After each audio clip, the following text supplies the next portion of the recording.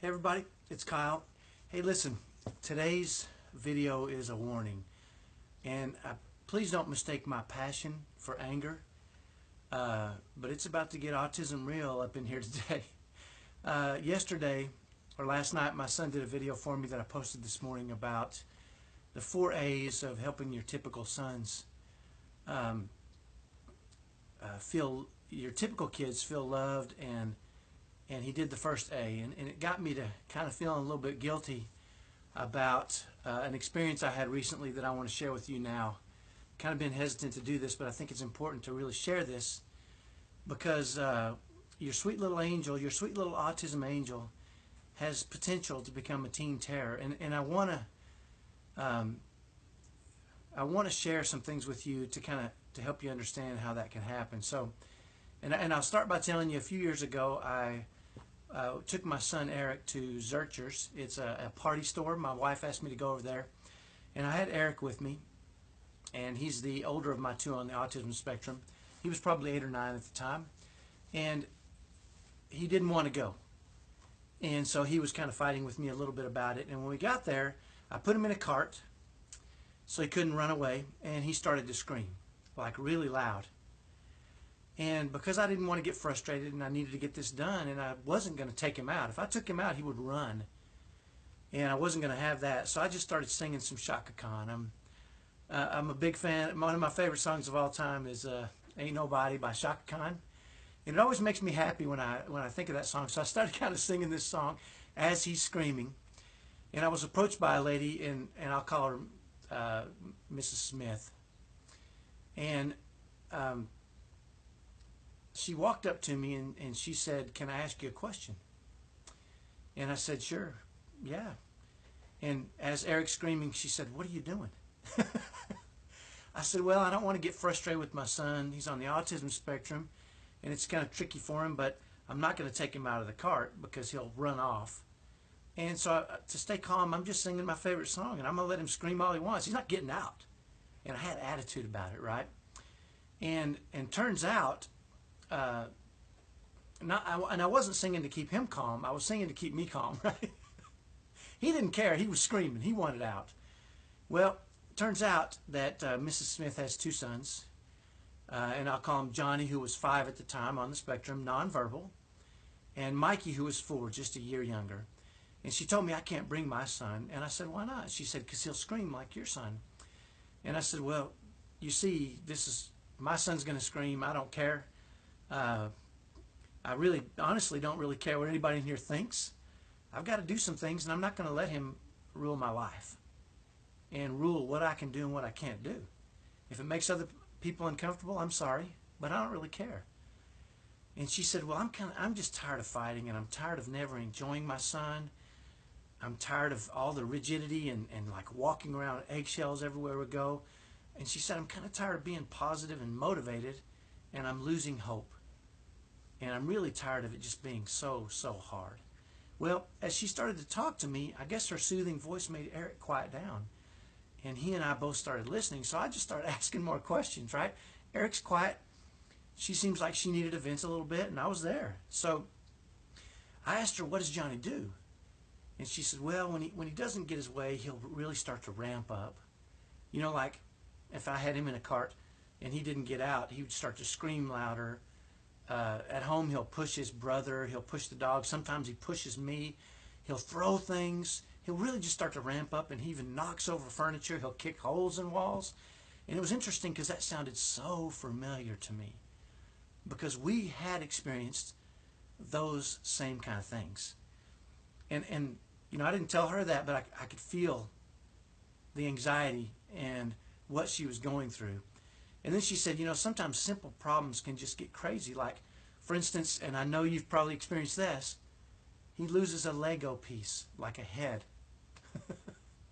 She said he'll start to scream and yell, and then these simple problems can get so crazy. For the next 15 minutes, we fan out and we look for everything. Me and my husband and Mikey are searching, and Mikey's 4. He doesn't know what he's doing, and my son is screaming and yelling and going crazy.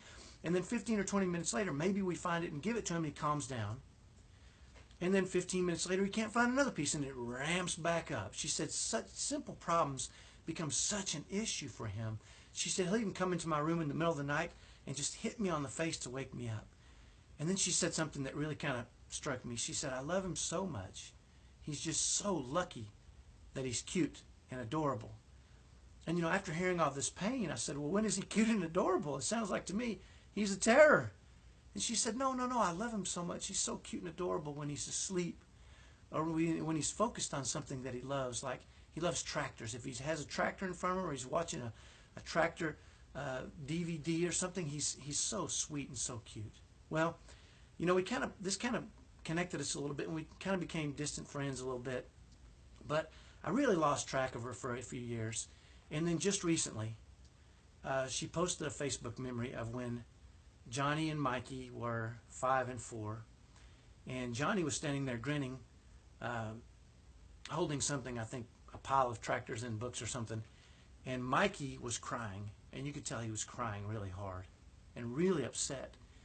And in the caption, she said that they were going to go to the grocery store as a family because that's what they needed to do. And Mikey was upset because Mikey knew what would happen when they went to the grocery store. And he just wanted to go with Mom or with Dad without Johnny because he knew there was going to be chaos and it was probably going to end early and there was going to be frustration and turmoil. And when I saw this, you know, I reached out to her. I reached out to her on Facebook and we got on the phone together and I said, how's it going? And she said to me, not so well.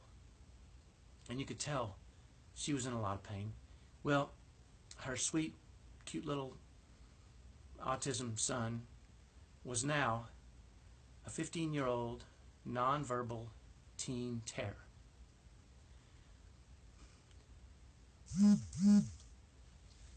His behavior had ramped up.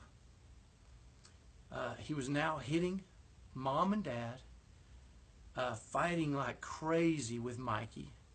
Mikey had it. Now Mikey was in real trouble and was running away, trying to escape.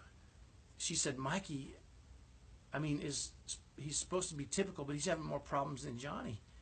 She said, he hates us. Mikey hates us. He hates Johnny. And we're in real trouble. And my husband and I are filing for divorce. We can't get along anymore. It's just too much stress. And, you know, it hurt my heart to hear this. And, you know, and I said, can you tell me what happened? And she said, you know what, I don't know. We thought if we could get Johnny to finally maybe get a communication device, that maybe that would make him less frustrated and then he'd be fine. So we did that, and he wasn't. Or maybe if we could finally get him potty trained at one point and we could fix his constipation, maybe that would make him feel better. And so we did that, but it didn't. And then maybe if we cleaned up his diet, maybe if we removed gluten or sugar or dairy or something, right? Or maybe we got him supplements, or maybe we could find some way to make him feel better physically. He would be better, and that would solve the problem, and he'd be fine. But it didn't. And then she said, you know, kind of our last gasp effort was ABA. She said, we just thought if we can get him to ABA, maybe we can find a combination that'll work for him and he'll start doing better and we'd be fine as a family. And she said, but it didn't. And then she said, then she thought, well, maybe he'll just grow out of it. But he hasn't. And, you know, she started to express to me some real deep feelings about, she asked me, she said, am I just a horrible parent? She said, I've spent years working hard, doing my very, very best and working so hard. And this is my reward. An autistic son that hits me, that screams and yells at me, and a typical son that hates me. She said, thanks a lot, Mom. And it was like stabbing me in the heart to hear her say these things. And, you know, it's been on my mind for quite a while. And, you know, here's the warning, and here's where I'm going to warn you that if I get passionate, it's not because I'm angry. It's because I care. And I want you to know I'm telling you this in the spirit of love and caring because I want happiness for your family. If you want to best serve your child on the spectrum and your family, now is the time to teach and model for your sweet little angel proper behavior. And letting them rule the house and being a slave to them is not helping them. Kids do what they do because it works. If they ramp up and get angry because it works, and they'll continue to do that forever. It's not something they'll grow out of. If they start to throw a fit because they're in the basket and you let them get down because they're throwing a fit, they're going to continue that behavior. And they're going to get bigger and stronger.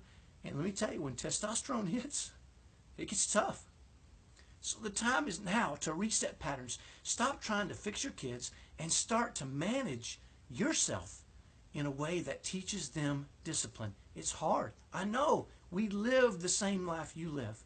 But you know what? If you don't do the hard work now, it's gonna stay with you and get harder and harder. It's okay if they don't get everything they want. It's better if they don't get everything they want. I don't get everything I want. Nobody does. They shouldn't either. Sometimes it's better if they melt down or if they ramp up when they don't get their way. They shouldn't always get their way. Let them melt down. Let them go into fits of anger or frustration or whatever now, and don't give in. You can't do that because you'll be teaching them that the more angry or frustrated they get, the better of a chance they'll have of getting what they want. And that's a bad, bad pattern for us to set. It's okay to let your son scream his head off and not let him get out of the cart. You know, I'll never forget walking around in Zurch's that day. My son is screaming to get out. You know what? Here's what's interesting. Once he realized that didn't work, he took it to the next level.